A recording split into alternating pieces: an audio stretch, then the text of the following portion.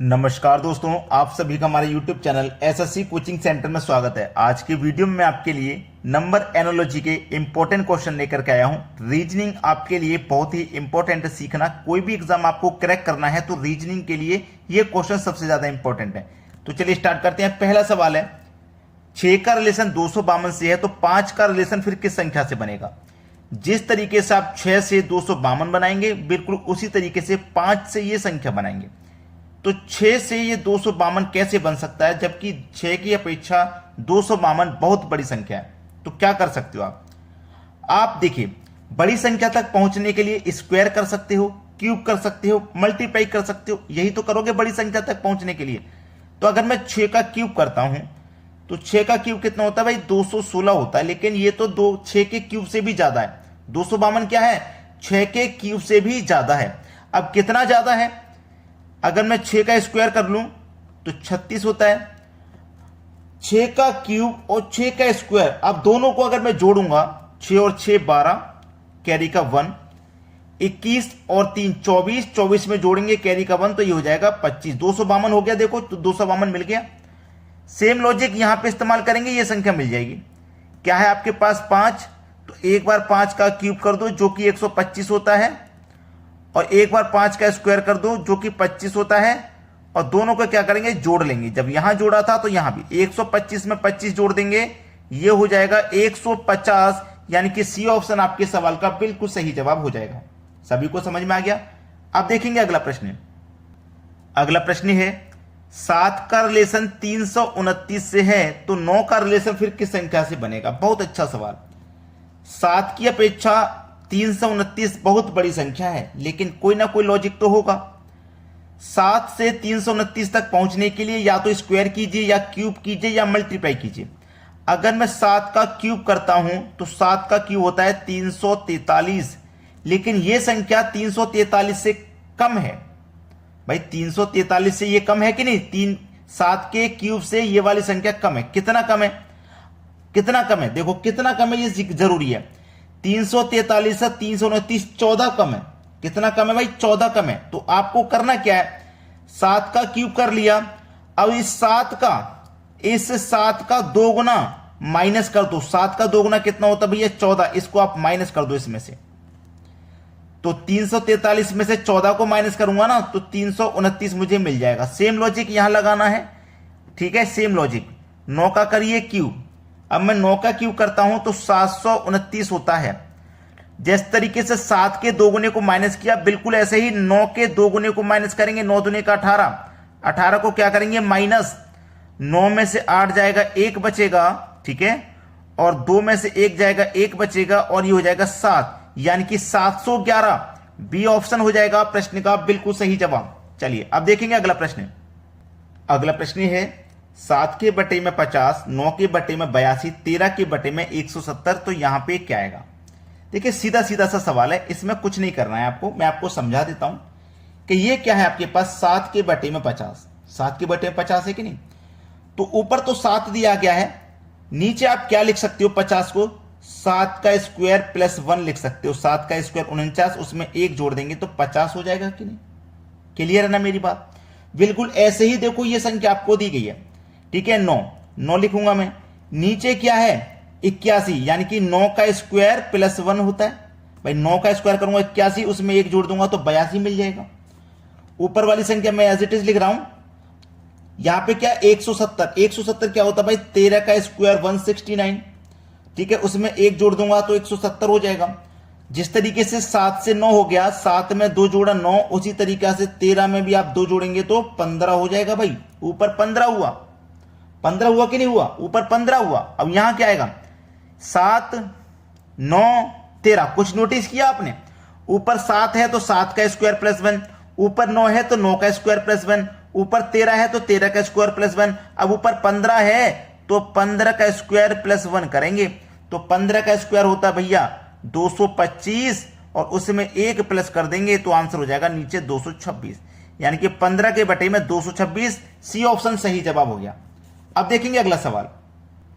अगला सवाल है, 8 का रिलेशन 72 से है तो दोनों ही जगह पे देखो यहां क्वेश्चन मार्क है, यहां दोनों जगह की संख्या फाइंड करनी है।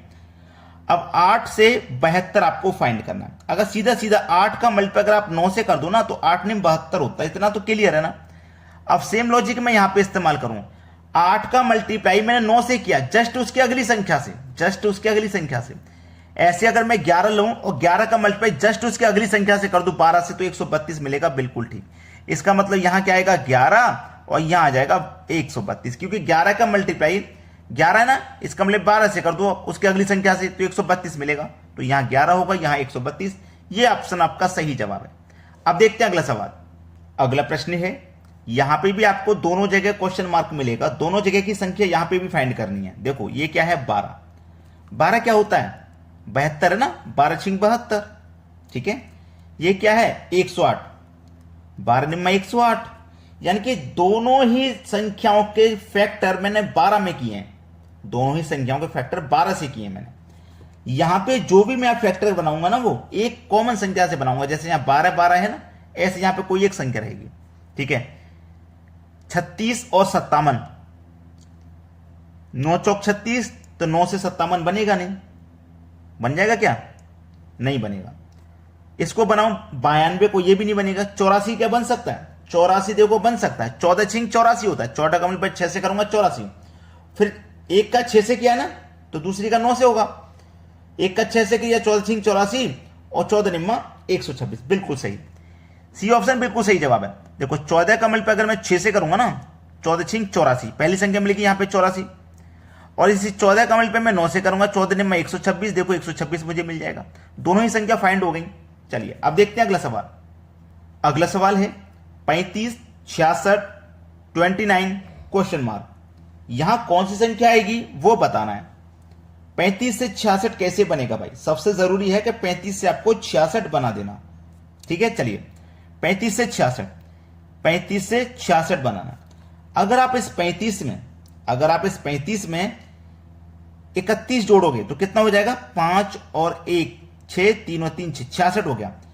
35 में पहली संख्या में 31 जोड़ा, दूसरी संख्या 29, अगर मैं इसमें भी 31 जोड़ता हूं तो क्या आंसर मिल जाएगा, 9 और 1 10, कैरी का 1, 2 3 5, कैरी का 1 6, 60 मिला है ऑप्शन में, बिल्कुल है। तो बी ऑप्शन मेरे प्रश्न का बिल्कुल सही जवाब है। समझ में आया ना सभी को। चलिए अब देखेंगे अगला प्रश्न। अगला सवाल है 14, 98, 18, 162, 26 क्वेश्चन मार्क। थोड़ा बड़ा सवाल दिया गया है, देखो इसमें क्या लॉजिक बनेगा। ये जो पहली संख्या ना 14, 14 का अगर मैं स्क्वायर करूंगा, 14 का अगर मैं स्क्वायर करता हूं ना तो स्क्वायर होता है 196, और 14 के स्क्वायर में मैं अगर 2 से डिवाइड कर दूं तो मिलेगा क्या 98, यानी कि 14 से ये वाली संख्या मुझे मिली, ठीक है। अब बिल्कुल ऐसे ही 18 है ना, 18 का स्क्वायर अगर मैं करता हूं तो 324 मिलेगा। इसमें भी अगर मैं 2 से डिवाइड कर दूंगा तो 162 मिल जाएगा मुझे, देखो 162 मिल गया, 18 से 162 बन गया। बिल्कुल ऐसे ही 26 से फिर ये संख्या बन जाएगी, 26 है ना, 26 का स्क्वायर करो 676 होता है। इसमें भी क्या करोगे 2 से डिवाइड, तो 2 त्रिक 6, 2 त्रिक 6, एक बचेगा 16, 2 अट्ठे 16, देखो 338 आ गया, जो कि हमारे सी ऑप्शन में। तो कर लोगे ना, प्रश्न बड़ा जरूर था लेकिन आसानी से मैंने आपको समझा दिया है, करना जरूर। अब देखते हैं अगला प्रश्न। अगला सवाल 6, 4, 1, 5, 5, 3, 0, 4, यानी कि बड़ी बड़ी संख्याएं, बड़ी बड़ी संख्याओं में मैंने आपको बता चुका हूं, या तो आप सभी को एडिशन कीजिए या फिर पहली संख्या का रिलेशन पहली से बनाइए। चलिए यहां मैं पहली संख्या का रिलेशन पहली से बनाऊंगा, तो 6 से 5 हो गया मतलब -1 हुआ। दूसरी का दूसरी से बनाएंगे, 4 से 3 हो गया मतलब यहां भी -1। तीसरी का तीसरी बनाएंगे, 1 से 0 हो गया मतलब यहां भी -1, और 5 से 4 हो गया मतलब यहां भी -1। तो यहां भी सभी में से हम क्या करेंगे -1 करेंगे, 7 में से -1 करेंगे 6, 8 में से -1 करेंगे 7, 9 में से -1 करेंगे 8, 6 में से माइनस करेंगे 5। ये आपके सवाल का सही जवाब, 6 7 8 5, 6 7 8 5, सवाल सही। चलिए अब देखते हैं अगला सवाल। अगला सवाल है 2 का रिलेशन 9 से है, तो फिर दोनों ही जगह क्वेश्चन मार्क आ गया, फिर से दोनों जगह क्वेश्चन मार्क। चलिए इन दोनों में रिलेशन फाइंड हो गया तो इसे भी बना लेंगे। फिर 2 से 9 बनाना है। देखिए मेरे पास क्या है 2, अगर मैं 2 का क्यूब कर दूं और +1 कर दूं, 2 का क्यूब +1, 2 का क्यूब करूंगा तो 8, उसमें +1 कर दूंगा तो 9 हो जाएगा। ऐसे ही मैं ये वाली संख्या रखूंगा जिसमें क्यूब करके +1 करने पे दूसरी संख्या मिलेगी। 8 का क्यूब करूंगा तो भैया ये तो बहुत ज्यादा हो जाएगा, हटा दो। 3 का क्यूब करूंगा 27, +1 करेंगे, +1 तो 28, ये भी नहीं है। 4 का क्यूब 64 प्लस 1 करेंगे 65, ये हो जाएगा। यहां पे मैं क्या रखूंगा 4 का क्यूब प्लस 1, 4 का क्यूब 64 प्लस कर देंगे 1, आंसर आ जाएगा 65। यहां 65 आ जाएगा जो कि मेरा दिया गया है। तो यही सही जवाब है, यही क्या है सही जवाब। चलिए अब देखेंगे अगला सवाल। अगला सवाल है 442 का रिलेशन 21 से है, फिर से यहां दोनों जगह क्वेश्चन मार्क। चलिए ये सवाल का आंसर आपको बताना है, ये प्रश्न मैं आपको होमवर्क के लिए दे देता हूं। तो एक प्रश्न अगर आपको होमवर्क के लिए मिल गया है तो आप उसके लिए जरूर आंसर करें, जरूर कमेंट करें, आपकी प्रैक्टिस भी होगी और आपको यह भी पता लगेगा कि किस तरीके का प्रश्न परीक्षा में अगर आता है तो हम उसे कर पाएंगे कि नहीं। अगर यही प्रश्न परीक्षा में आ गया तो आप इसके लिए तैयार हो या नहीं ये भी आपको मालूम हो जाएगा। तो जरूर करें। ठीक है दोस्तों, धन्यवाद।